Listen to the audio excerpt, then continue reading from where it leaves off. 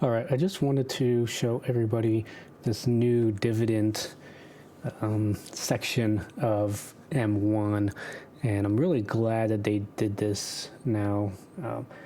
I actually have given feedback to M1 about their website, and one of the things that I mentioned was that dividend investors don't get a lot of love from most of these websites.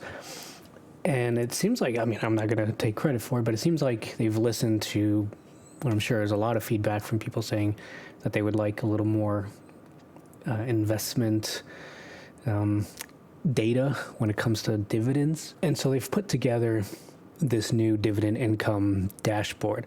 And there's a few reasons why I really like it.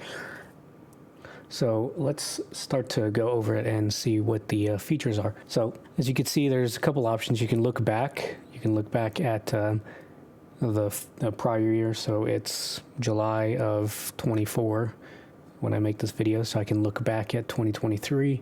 I can look at my kind of year to date for this year.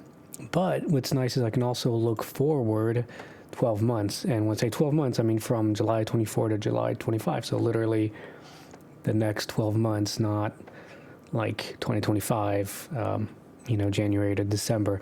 So what I did in my spreadsheet is I actually moved away from like a monthly system because it was just too much work to maintain. What I did was I just made it a 12-month forward-looking spreadsheet.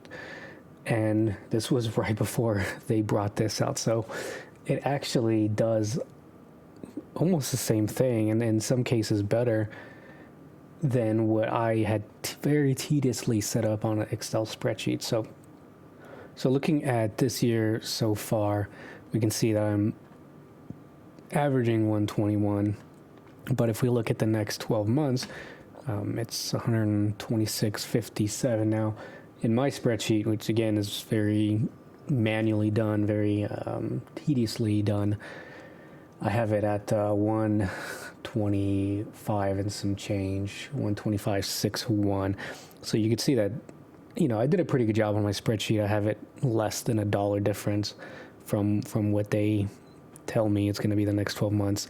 So that tells me I did a pretty good job, but this is nice because it auto updates, which means I don't have to go and manual update on the numbers to get this. So I'll probably still do it just because I like looking at my Excel spreadsheet, but this gives me kind of a check to make sure I'm on track. Let's go down here, and this will give you the dividends, all the way out, at least a few months. So it looks like till September in this case. And I think these are just the ones that are not maybe pending. I don't think they're estimated, because estimated they can go out a lot further. But the dividend dates only go to November, so it's not going as far as the 12th month out.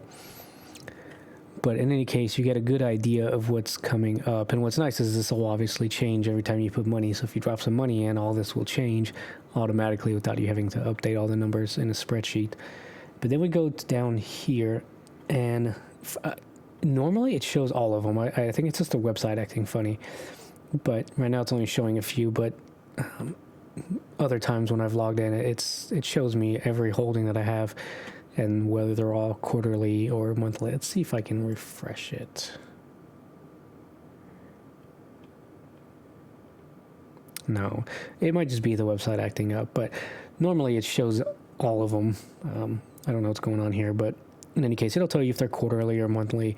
And what's nice is it gives you the yield on cost. So that gives you kind of a historical perspective compared to the current dividend. So this will tell you the current dividend, and the yield on cost is kind of what you're getting for your money. Now, the longer you own something, as long as they keep raising the dividends, which is why I always stick to things like the aristocrats or the kings, is as they keep raising the payout, those shares that you bought several years ago for a certain price, now you're getting the higher yield, right? So they're paying you per share, but they're paying you more per share than when you bought it. So the yield on cost actually goes up, meaning that it actually becomes more valuable to you. So you can see that if I bought a share now, I'd get 3.62% dividend yield, but the shares that I bought in the past are getting almost 6% yield, simply because the payout per share is larger, but the cost was fixed. So I bought a share for a certain amount of money, but I'm getting more per share now than when I bought it, so it's actually going up. And this really goes towards the buy and hold strategy. You can see that this is an important metric. This is going to save me a lot of time. I don't even have to update my spreadsheet anymore. I can just come here and look at it, and just really keep my spreadsheet for basic kind of a dashboard, because I look at everything at once. So if you're a dividend investor and you're using M1, then your life just got a little bit better. I love what they've done. I think they did a great job.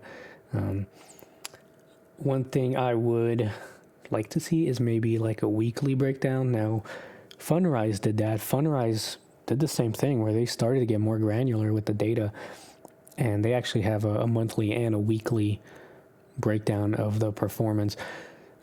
Maybe that's asking too much because of just the nature of how these things get paid out. You're already talking about quarterly payments, and then you're trying to break it down by a week. That may be a little too much, and I understand. But I do like to get a good idea of not just the months within a quarter, because each month, as you can see here, each month is going to have a different payout. So you're not getting a steady amount per month. It's, you're going to have one month where you have less money coming in, and you need to know that.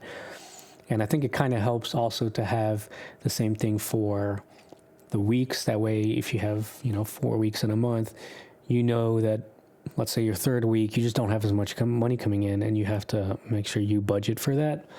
So I would like to see it, but I understand if what I'm asking is just not very realistic. But in any case, good job, N1. This is very helpful as a dividend investor, and I really appreciate them showing us some love. So I hope this helps. Check it out, see for yourself, and let me know what you think about it.